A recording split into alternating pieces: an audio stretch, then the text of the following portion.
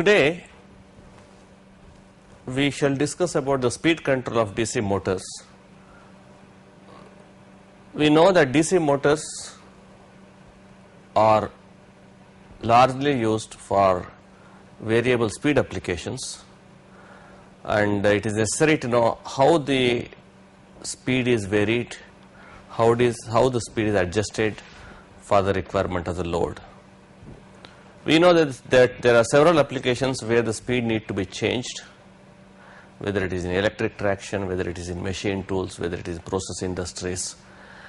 And this speed change is basically dictated by the type of application where it is used. It is not that speed drops due to load, that is not a speed control. So that we call it as a speed regulation, that if the speed drops due to the loading of a motor, as we see in the characteristics, that is a speed regulation, whereas speed control is basically a deliberate change of speed as per the requirement of the application. So we reiterate that speed control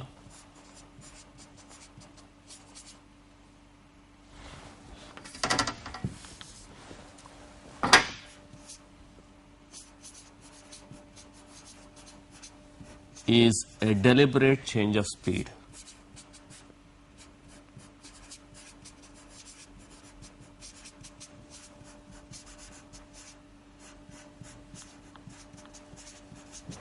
Change of speed dictated by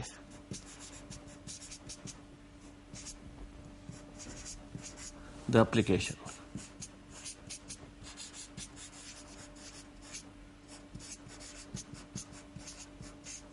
This is what we call it as a speed control.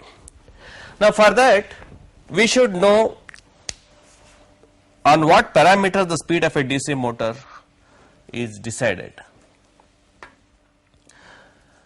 We have the formula that the speed omega m of a DC motor in radians per second is given by Vt minus IaRa divided by K phi, where omega m is the speed in radians per second, Vt is the terminal voltage, is speed in mechanical radians per second, Vt is the terminal voltage,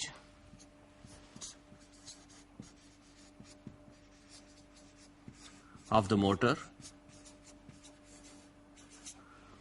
and Ia is the armature current,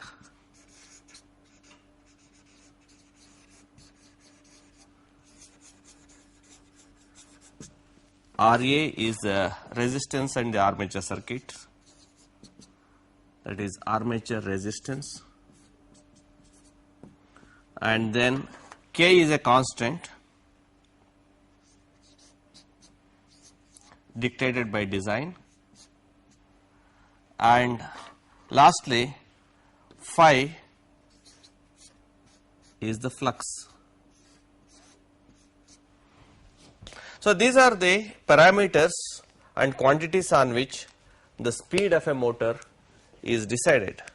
So we know that this is an important formula from which you can decide how the speed can be controlled. So we can visualize from this, the speed can be changed by changing Vt, changing Ra, or changing phi. Okay? So speed can be changed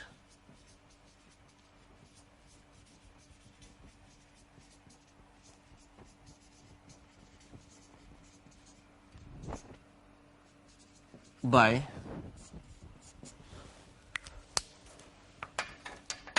the changing Vt or the voltage control,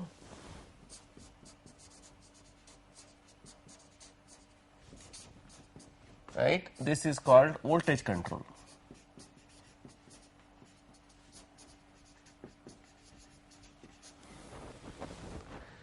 and R you can change by changing the RA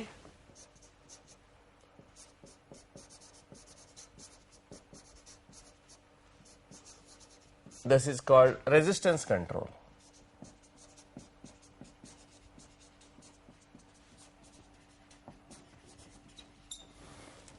And by changing the phi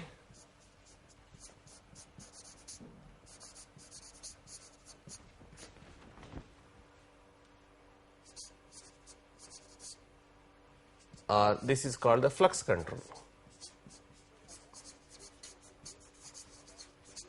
So the advantage of DC machine is that you can change these things independently. You can change the voltage independently, you can change the flux independently and get the required change in speed. Okay, now let us, with this arrangement, let us see how it can be changed in different types of motors based on these principles. So we can start off with a DC shunt motor.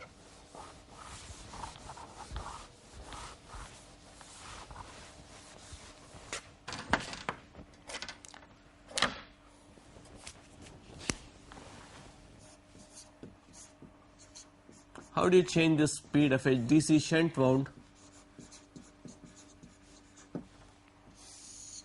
motor?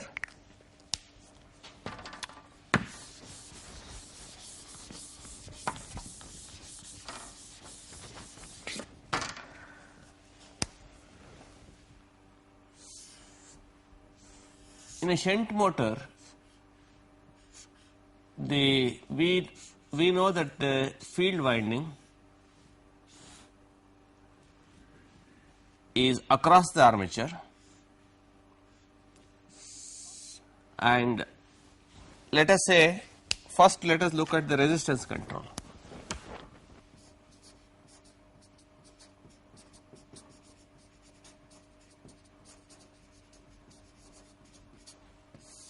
So we connect a resistance, external resistance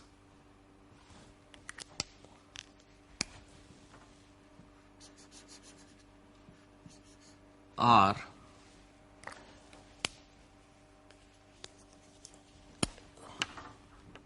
in series with the armature, and you can vary this R to get change in speed, because this is Vt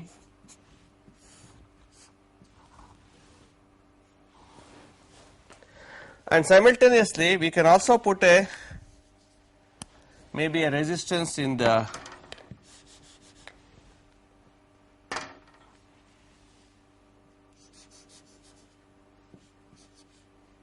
let us say RF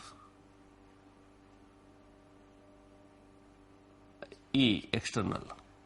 Okay, I will call it as RA external. Okay, so RA is an external resistance in armature circuit, and RFE is external resistance in field circuit.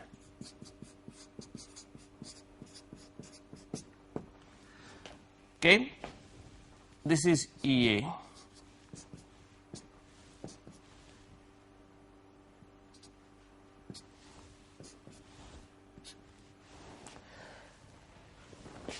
This is the current flowing IA. Now, with that formula, if you would like to look at the change of resistance, we know that omega m is Vt minus Ia Ra by K phi, and if it is shunt machine, we know the change of speed versus torque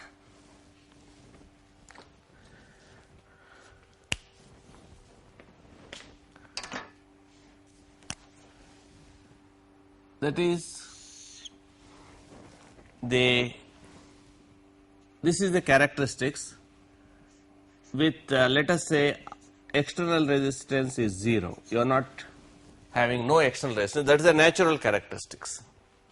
Now, if we increase the external resistance, let us say some value RAE1, it will drop down and like this, RAE2, RAE3, because the net RA will be the armature resistance plus external resistance. Whatever is the armature resistance plus external resistance. So, as you go on increasing, the armature resistance, this will drop. Mean, suppose you connect a load, let us say which may require some torque, this is the load characteristics. That means you are connecting a load to the motor, let us say this may be a fan or a pump, blower or whatever application. So, the torque that is developed is opposed by the load torque, and this is running at a speed omega m. Now, you will notice that there will be it will operate at different, for different torques it will operate at different speeds. So, this may be omega m naught, omega m1,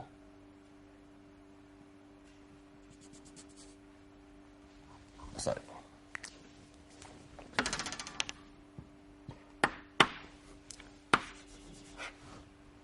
So, these are the operating points where there is an intersection like this.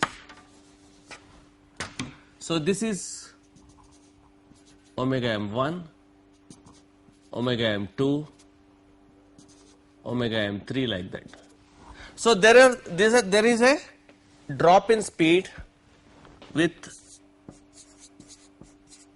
increased resistance.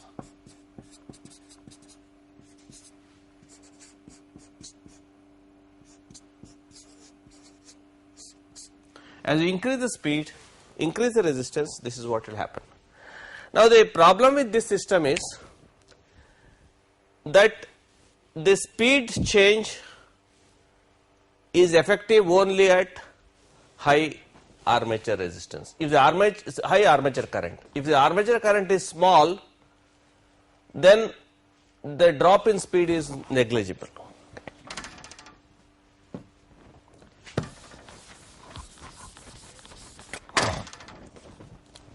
So, we notice the following.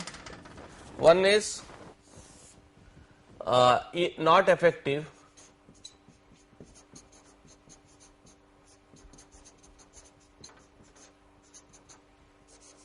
at low value of armature current or low value of load. Then, because there is losses in the resistance, it is inefficient.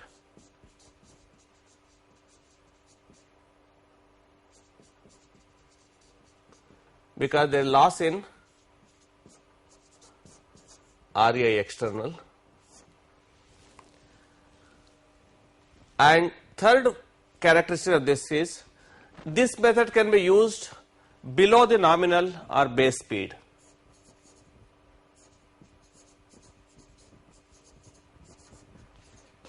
This can be used below base speed. These are the three specific features of speed control of shunt motor with resistance. So, you will notice if this is the base speed or the nominal speed, you can't increase the speed by this method. It can only be, if this is the nominal or the natural characteristics of the motor, the characteristics, controlled characteristics will be below this. So, that means you can only go below the base speed, not above the base speed. Okay. Now, this is understood only by a simple qualitative explanation, and this is used for some limited speed control methods. So, next we will take up the DC shunt motor with the flux control.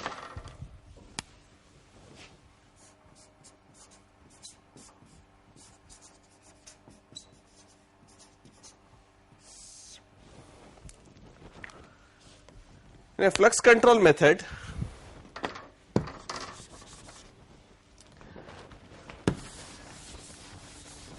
again we use the same formula. The flux can be controlled by having an external resistance in the field circuit.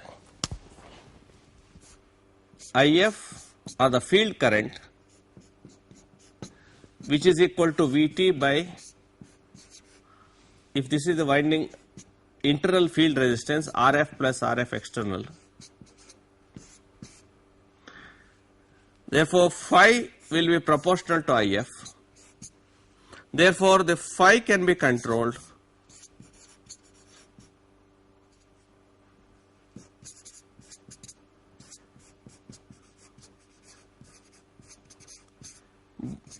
by changing phi, by changing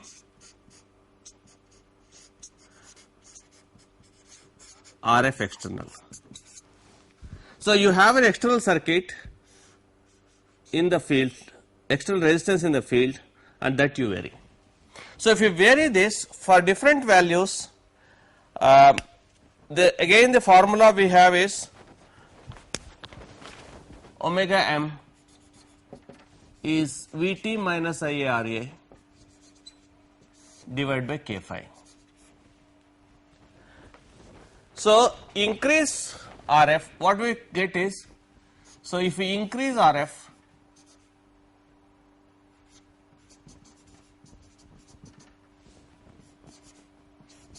would mean decrease IF,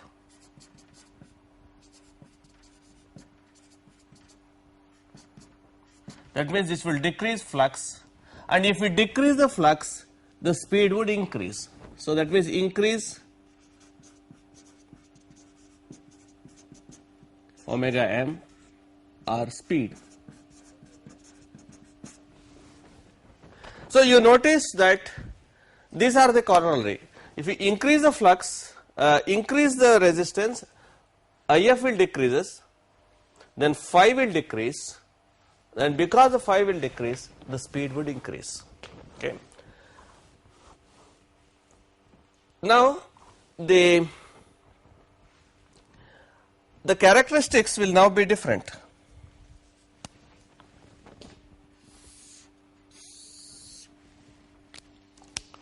The speed torque characteristics, again we will start from the natural characteristics.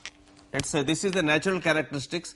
We call the natural characteristics is when there is no control, when there are no external resistances connected. Now if we, this is the speed and torque,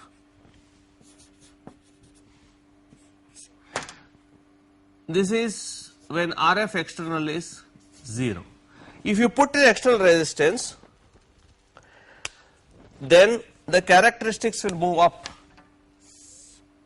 Let us say RF1 because speed would increase,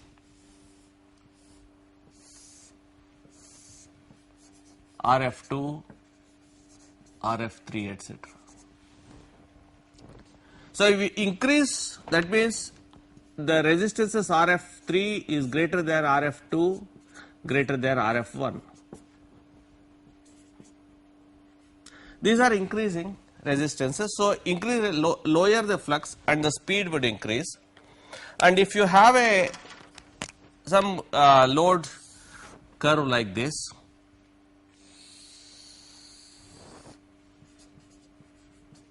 the motor characteristics and the load characteristics, wherever the intersecting point is the operating condition. So if this was the nominal speed omega m naught, with RF1 it will go up, let us say omega m1, this will be omega m2, this will be omega m3. So you notice that there is an increase in speed as you decrease the flux. Okay. So you will notice the following characteristics. One is, in this method you do underfluxing. That means it is not operating at nominal flux in most of it. So flux is less. Then again this is above base speed only.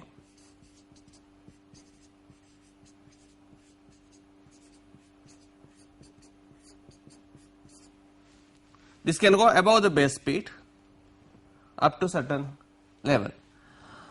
Okay. So this is the specific feature of a flux control, that you are operating at lower the flux at nominal voltage. Voltage is not changed across the machine, whereas in the armature resistance there will be some decrease in the voltage across the armature, but here voltage remains same, the flux is changed. Okay. And that is simply done by having a resistance in the circuit. Of course, there are alternate ways. You can have an external voltage, variable voltage to the field, separately excited, and you can do the control of flux. The third method, we will look at the voltage control.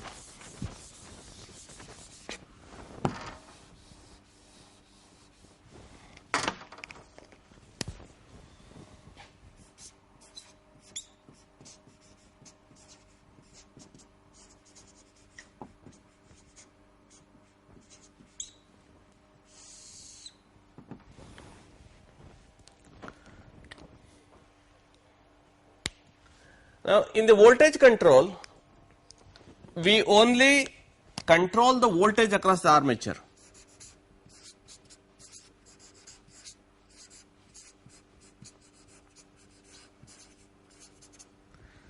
Voltage across the armature.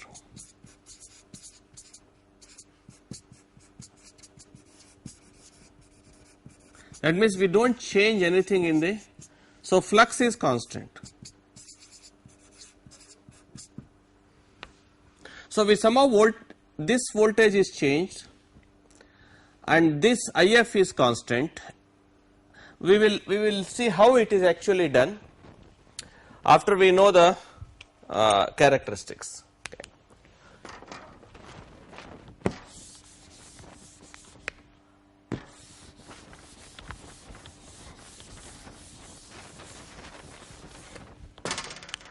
So we have omega m is Vt minus Ia Ra by K phi.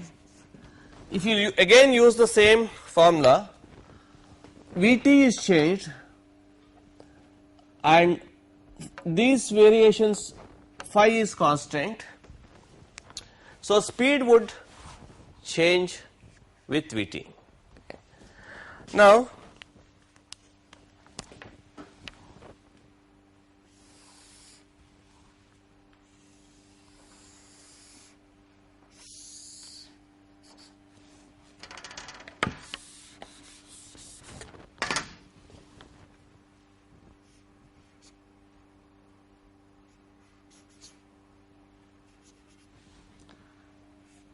if you go to the same characteristics, supposing we have the original characteristics,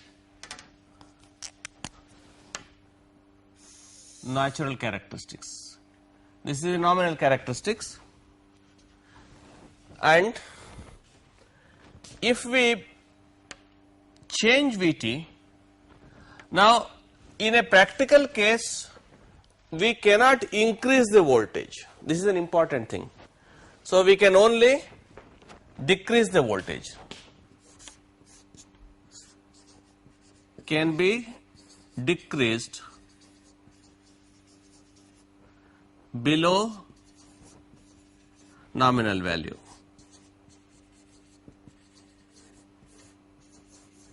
Supposing there is a motor which is rated at 220 volts, you cannot increase the voltage to 300 or 400 volts because that is not the voltage for which the armature is designed.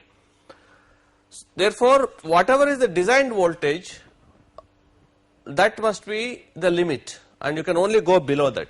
So obviously, according to that, we have the characteristics like this. We can only go below the characteristics,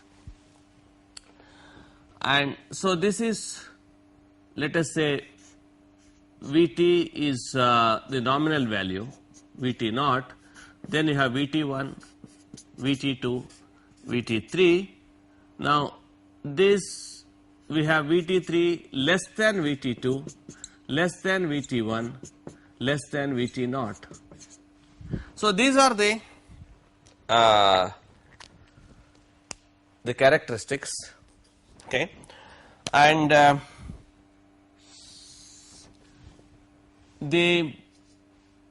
if you have the load characteristics like this, so as we have seen that these are the operating conditions.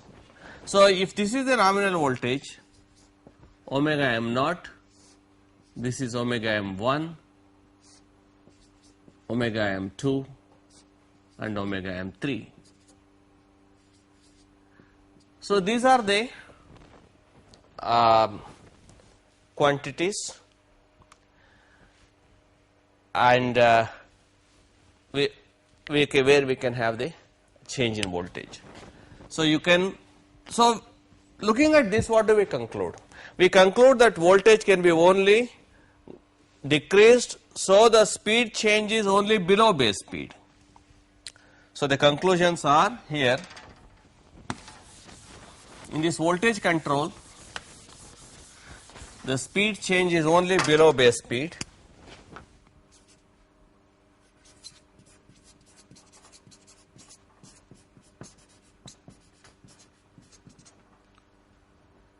Is only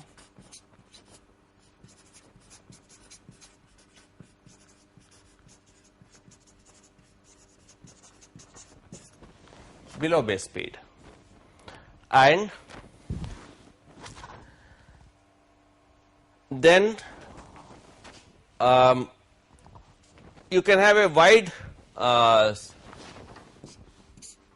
speed control possible. Unlike resistance control, here you can have a wide speed control is possible, and even the no load speed changes.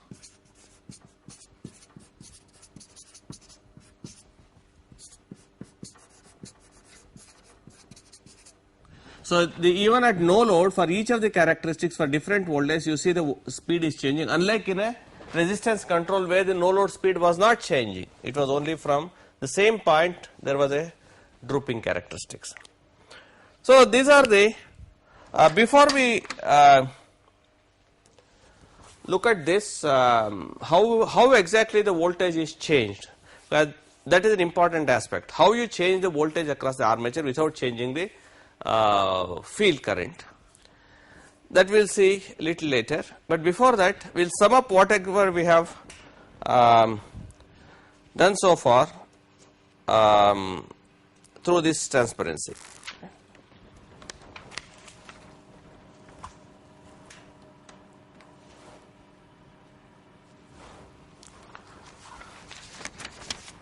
So, we have seen this is the resistance control. A resistance control, these are the characteristics, natural characteristics, and with different values of resistances. So, you see there is a change in speed, but no load speed remains the same, and this is the load characteristics, and these are the intersecting points. Okay. So, this is only below the base speed. So, it can't go above the base speed. Now, on the contrary, if you look at the flux control,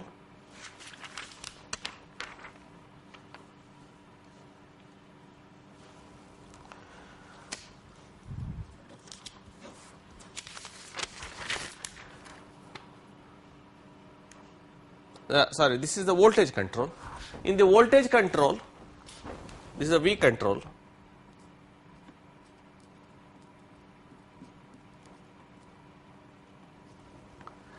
We notice that the no load speed is changing and the operating speed is also changing for different values of voltage V1, V2, V3, V4, and it is only below the base speed.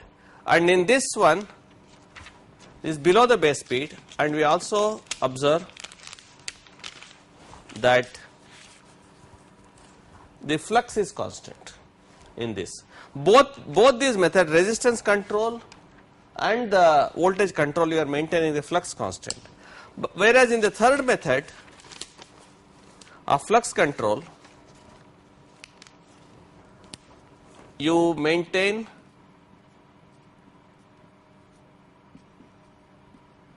the voltage constant, but this is above the base speed. Not voltage is constant, but this is above the base speed, and by underfluxing the machine. Now we can now see and how we control the voltage. Okay,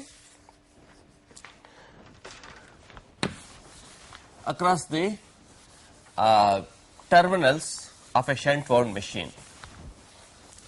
Actually, historically, this was a very important development which took place several decades ago by the method proposed by Ward-Leonard. So this was, before that they had difficulty in controlling the voltage without adding resistances. So Ward-Leonard said there is a method to control the voltage of the DC machine without the resistance. Ward-Leonard method. Now it looks like this. We have a DC motor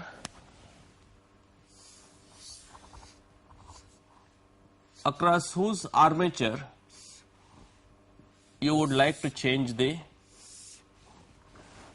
voltage, and it has a field winding. Now let us say we make it separately. Okay.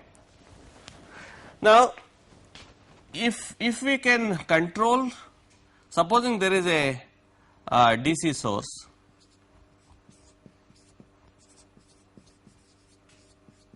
and you can always change the voltage across the field winding if it is required.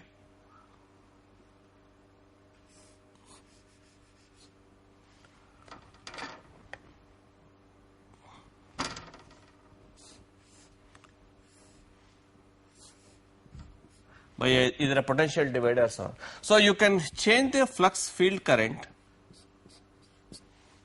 by this method. Okay. Now we want to change the voltage here. This is the voltage Vt to be changed. So what we do is we take another generator. This is the motor whose speed need to be changed.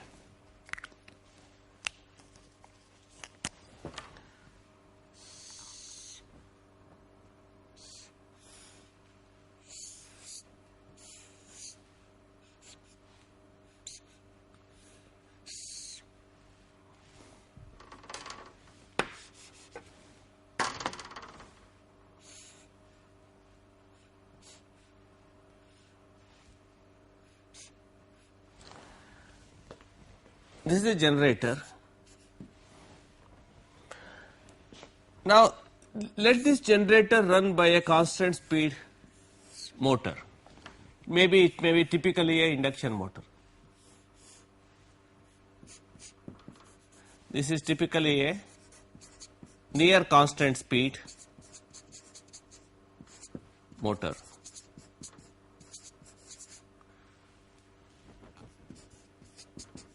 May not be exactly constant, but approximately it will be constant. So here let us say omega mg is constant,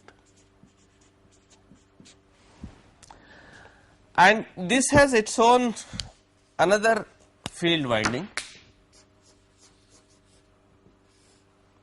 again whose field current can be controlled by a similar arrangement.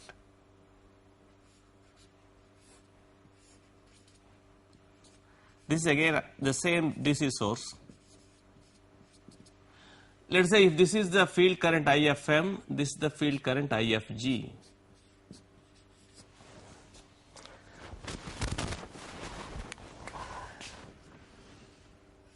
Now, when this speed is constant, the voltage across this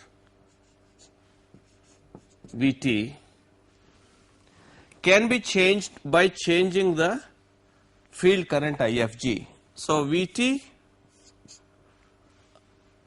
let us say this is a motor and this is generator. So, Vt of the generator can be changed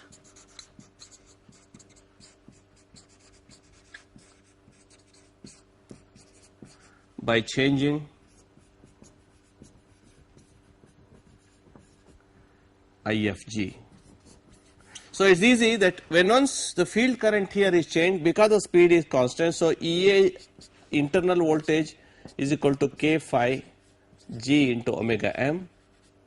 So, this voltage changes. You can vary this from 0 to full value. Now, you maintain IFM constant because you want this to be a constant flux system. So, you don't, so IFM is constant. Therefore, phi is constant of the motor. Therefore,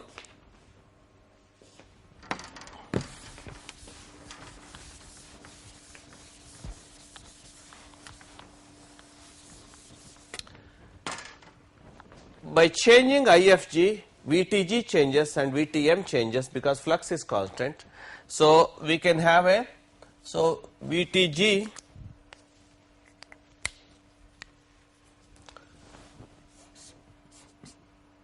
is approximately equal to VTM changes as IFG is changed. So, sequentially we can sum up, maintain this speed constant, change this IFG, increase it slowly, and then you can change the value of the voltage across the motor, and of course this is supplying a load.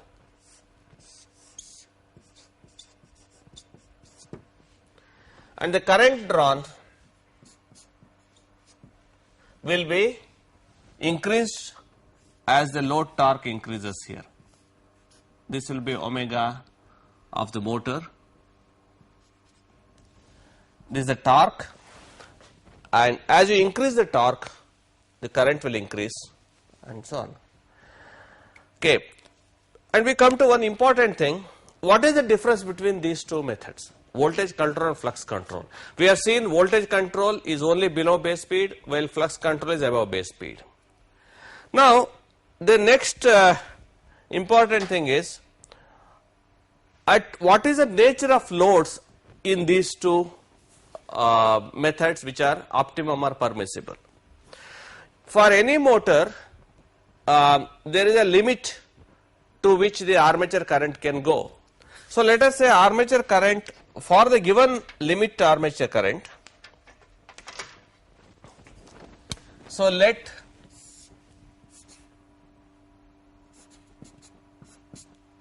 IA is limited and let us say fixed value. So, let us say IA is constant. We would like to say how much torque it can take. With voltage control,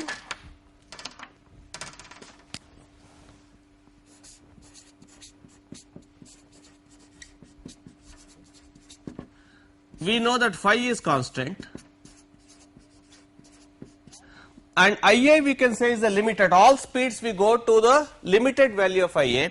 Supposing IA is limited or constant at different speeds, with the result torque which is equal to constant times phi into IA will also be constant.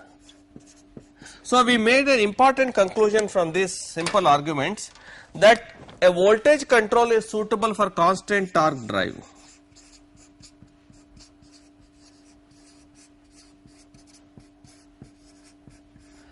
at all speeds.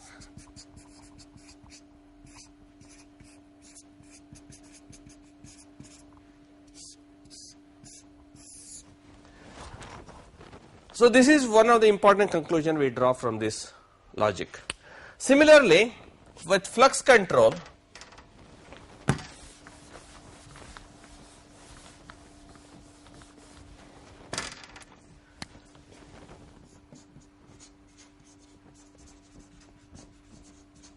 flux is not changing, but here Vt is constant and the current is, we have seen, is constant, but while in this case Vt is not constant. Here flux is not constant, it is varying, but Vt Ia being constant, the power is Vt into Ia approximately is constant. So we come to another important conclusion, that in this method of flux control, it is suitable for constant power drive.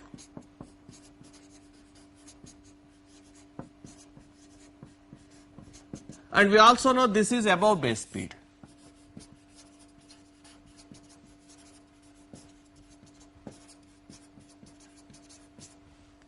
This will be below base speed.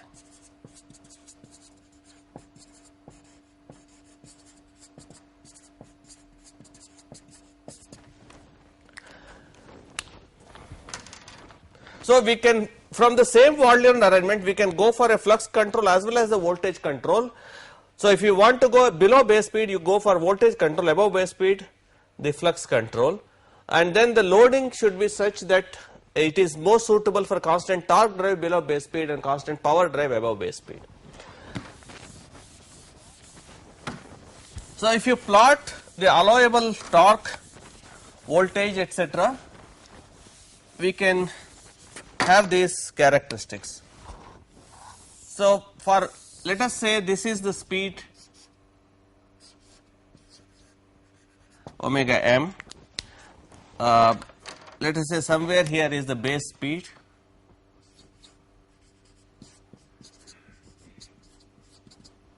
this is, let us say, 1 per unit, this is 0, this is above base speed. And we have seen up to the base speed, it is a voltage control. So you are maintaining, you are trying to increase the voltage.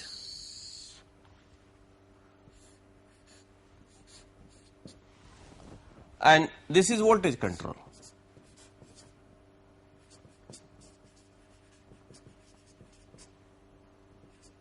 Up to this value. And above that value, you don't change the voltage because that's not permissible. So here you have the flux control.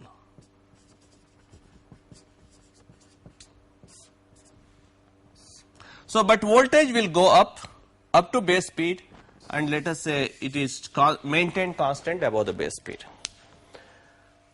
And throughout we have said that the current is a constant. Let us say there is a current is maintained constant throughout this.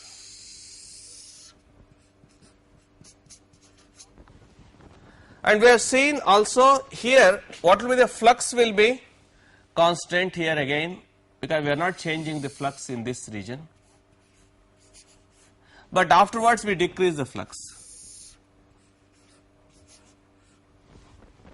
Above the base speed we decrease the flux to increase the speed, because speed is increasing. And the torque is maintained constant during the voltage control, this is the torque. But above the voltage control, torque will, because there is a product, current is constant, flux, torque will follow the flux. So this will be the torque variation. Constant torque up to base speed and decreasing torque above the base speed when the flux control is, because we are maintaining the constant to its limited value. And lastly, we can draw a curve of the power. It is in this region, torque is constant and speed is varying, so it will follow more or less a curve like this. It will be a variable power, and above base speed it is a constant power. So you have the curves of torque, flux, voltage, power and the current variation. In the zones below base speed is the voltage control and above base speed is the flux control. So we have we have written it here that this is the flux constant, voltage constant, it is a constant torque mode and a constant power mode. Okay, so we can look at this whatever we have done in through this curve. So this is the Ward-Leonard system. There is AC motor, there is a generator whose flux is controlled either by here it is shown as a series resistance, motor generator set and the DC drive motor load. Then this voltage is controlled. Of course, there will be internal resistance here, and this is the typical Ward-Leonard arrangement. Okay. And we have seen how the voltages are changed and how the fluxes are changed by this method. And in the next lecture, we will take up about how the series motor is controlled, as well as on how there are electronic methods of control of speed. Okay. कितना time हुआ?